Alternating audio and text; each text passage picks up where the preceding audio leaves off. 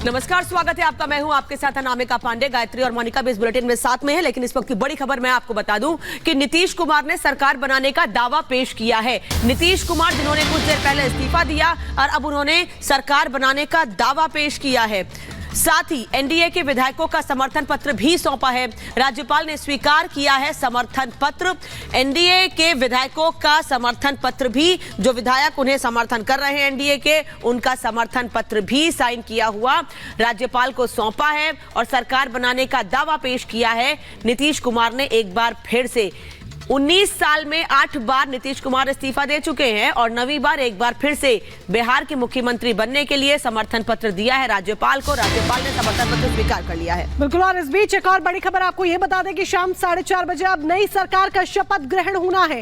राजभवन में शपथ ग्रहण समारोह होगा, यानी कि समर्थन पत्र जिस तरीके से नीतीश कुमार ने सौंप दिया है राज्यपाल को, सारी जो फॉर्मेलिटीज है, जो औपचारिकता है, जो पूरा प्रोसीजर एक होता है, वो निभाया जा चुका है। और ऐसे में अब शाम 4:30 बजे नई सरकार का शपथ ग्रहण समारोह होगा। राजभवन में शपथ ग्रहण होना है। बीजेपी जेडीयू हम की होगी नई सरकार, और ये बड़ी जानकारी आप तक पहुंचा दें। इस बीच आपको ये भी बता दें, क्योंकि बीजेपी जेडीयू और हम की नई सरकार होने वाली है, जेपी नड्डा भी दोपहर तक पटना पहुंच जाएंगे, यानी कि संभवतः शपथ ग्रहण समारोह का हिस्सा जेपी नड्डा भी बनेंगे। फिलहाल 4:30 बजे का समय तय किया गया है जब नई सरकार का शपथ ग्रहण समारोह होगा। 9वीं बार सीएम पद की शपथ ग्रहण करेंगे नीतीश कुमार, और नीतीश कुमार ने आरजेडी का साथ छोड़ दिया है। और आरजेडी का जिस तरीके से साथ छोड़ा है, जाहिर सी बात है कि जिस इंडी गठबंधन का फॉर्मेशन हुआ था प्रधानमंत्री नरेंद्र मोदी के विरोध में, जिसके कर्ता धर्ता जो थे, सबको जोड़ने वाले वो नीतीश कुमार ही थे,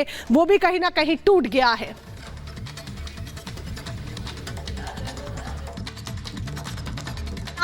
अनामिका काली इस वक्त हमारे साथ हमारी सहयोगी लाइव जुड़ रही हैं। अनामिका, अब आगे और क्या जानकारी मिल पा रही है? अब समर्थन की चिट्ठी सौंप दी, 128 विधायकों की चिट्ठी सौंप दी गई है।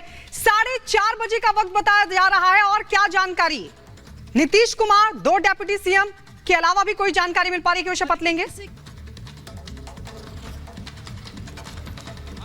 देखिए, इसी के साथ 2 बातें तय हो गई कि जो 128 जो विधायक जिन्होंने समर्थन दिया है अपना, यानी कि इसका मतलब ये कि कोई विधायक छिटका नहीं, जेडीयू के सब विधायक इंटैक्ट रहे, सबने मिलकर के चिट्ठी सौंपी है।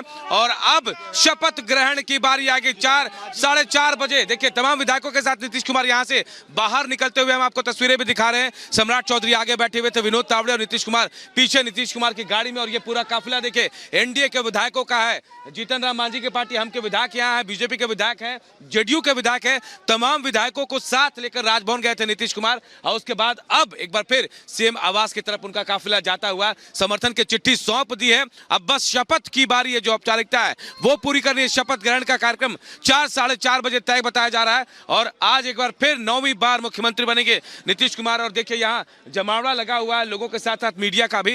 नीतीश कुमार अंदर से निकल चुके हैं, हलचल तेज हो गई है।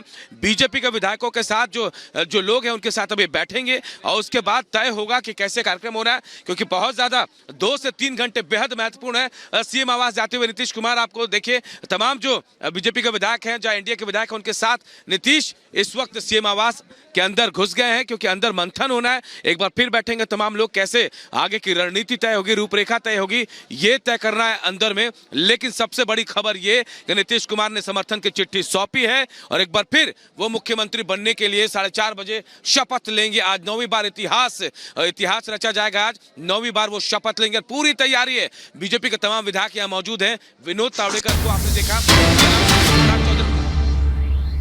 जानकारी पहुंचा दें कि राजभवन से निकल गए हैं नीतीश कुमार। बड़ी जानकारी, राजभवन से निकले हैं नीतीश कुमार। समर्थन पत्र दरअसल सौंपने के लिए राजभवन पहुंचे थे, और ऐसे में अब समर्थन पत्र सौंपने के बाद नीतीश कुमार राजभवन से निकल गए हैं, और अब तैयारी है शपथ ग्रहण समारोह की।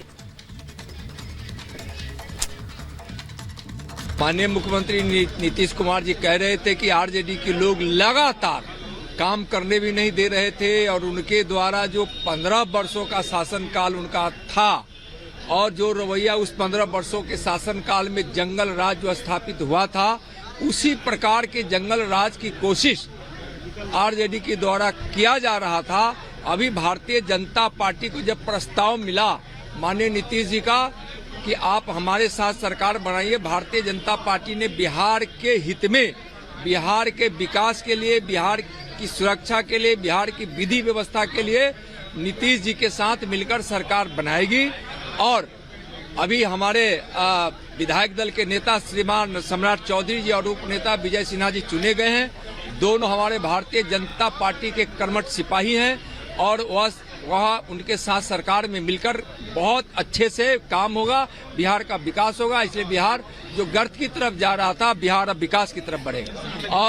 और हम लोग बिहार में 40 की 40 सीट एनडीए जीतेगी और फिर से 2024 में माननीय प्रधानमंत्री जी को फिर से तिबारे प्रधानमंत्री बनाने के लिए बिहार की 40 सीट एनडीए जीतकर उनके झोली में देगी। माननीय तो एक बड़ी टीम रिपब्लिक भारत की लगातार ग्राउंड पर बनी हुई है। अनूप भी हमारे साथ है, अनामिका काली भी लगातार बनी हुई है।